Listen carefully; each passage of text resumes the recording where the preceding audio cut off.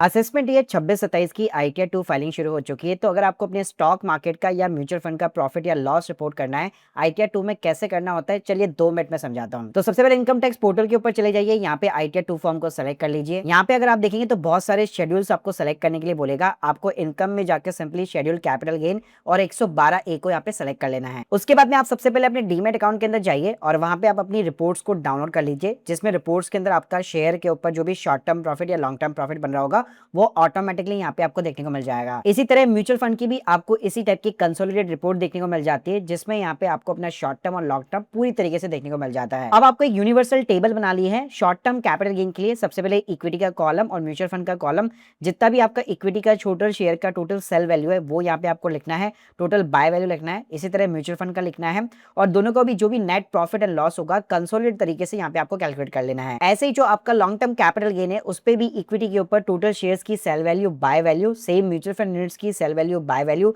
सभी का टोटल और जो भी आपका नेट प्रॉफिट एंड लॉस आ रहा है वो आपको रिपोर्ट कर लेना है। अब जैसे आपका डेटा प्रिपेयर हो जाता है आईटीआर 2 में शेड्यूल कैपिटल गेन के अंदर जाना है। यहाँ पे आपको शॉर्ट टर्म कैपिटल गेन मिलेगा। यहाँ पे सिंपली सेकंड नंबर का जो कॉलम है वहां पे आप एड एड्रेस पे क्लिक कीजिए, 111A अदर सेलेक्ट कीजिए।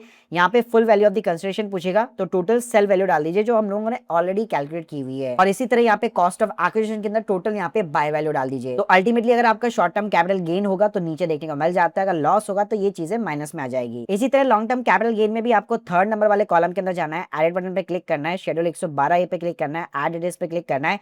31 जन 2018 के बाद के शेयर के ऊपर सेम आपको यहाँ पे टोटल सेल वैल्यू डालनी है और टोटल बाय वैल्यू डालनी है। और ध्यान रखिएगा इसमें 1,25,000 की रिबेट जो है सिस्टम अपने यहाँ पे कैलकुलेट कर लेगा, तो आपको यहाँ पे कंसोलिडेटेड वैल्यू डालनी है। उसके बाद शेड्यूल एसआई के अंदर आपका जो भी कैपिटल गेन बन रहा होगा उस पर आपको टैक्स देखने को मिल जाएगा।